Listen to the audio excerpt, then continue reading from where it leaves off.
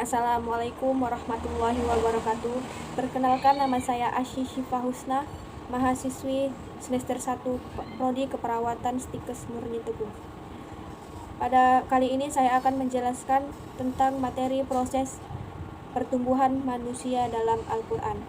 Pada hakikatnya, manusia adalah makhluk ciptaan Allah Ta'ala yang paling sempurna, seperti yang sudah tertera dalam Al-Quran, yang artinya kami telah menciptakan manusia dengan bentuk sebaik-baiknya. Quran Surah At-Tin ayat 4.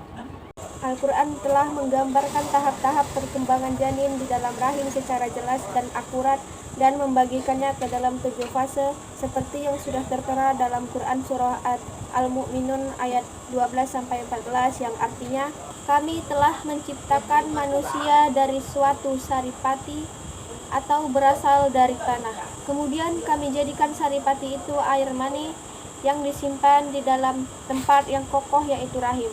Kemudian air mani itu kami jadikan segumpal darah. Lalu segumpal darah itu kami jadikan sebagai daging, dan segumpal daging itu kami jadikan tulang belulang. Lalu tulang belulang itu kami bungkus dengan daging. Kemudian kami jadikan dia makhluk yang berbentuk. Maka maha sucilah Allah, pencipta yang baik. Ketujuh, proses pembentukan manusia dalam Al-Quran, yaitu yang pertama, tanah. Ingatlah ketika Tuhanmu berfirman kepada malaikat, sesungguhnya aku menciptakan manusia dari tanah. Quran Surah Shad ayat 7. Kedua, yaitu nutfah atau air mani. Dan Allah telah menciptakan kamu dari tanah, kemudian dari air mani, kemudian Dia menjadikanmu makhluk yang berpasangan, yaitu laki-laki dan perempuan. Quran Surah Fatir ayat 11. Fase ketiga adalah alaqah atau segumpal darah. Fase alaqah adalah pembentukan tubuh, juga merupakan persiapan untuk membentuk organ-organ tubuh.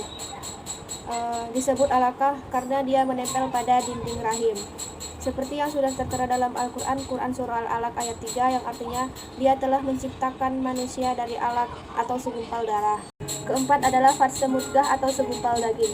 Fase mudghah ini berakhir dalam peniupan ruh yang terjadi pada kurang lebih hari ke-120 sebagaimana yang dicatat dalam hadis Nabi.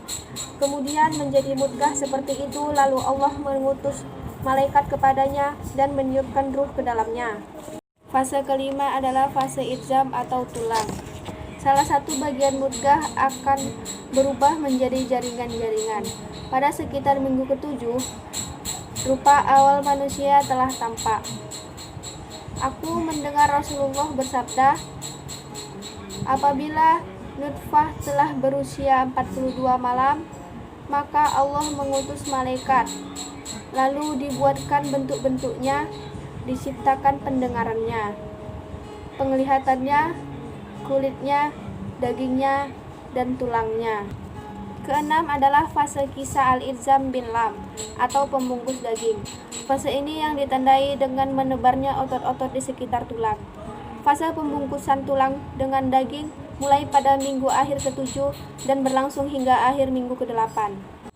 Fase ke-7 adalah fase insya atau pembentukan manusia. Pertumbuhan di fase ini semakin cepat dibandingkan dengan fase lainnya. Janin pun berubah ciptaan dalam bentuk lain. Bentuk kepala, tubuh, organ lainnya mulai seimbang. Organ-organ dan sistem lain mulai berkembang untuk menjalankan fungsinya masing-masing. Janin mulai disiapkan untuk menerima kehidupan di luar rahim. Sekian materi dari proses pertumbuhan manusia dalam Al-Quran dari saya. Lebih dan kurang mohon dimaafkan. Assalamualaikum warahmatullahi wabarakatuh.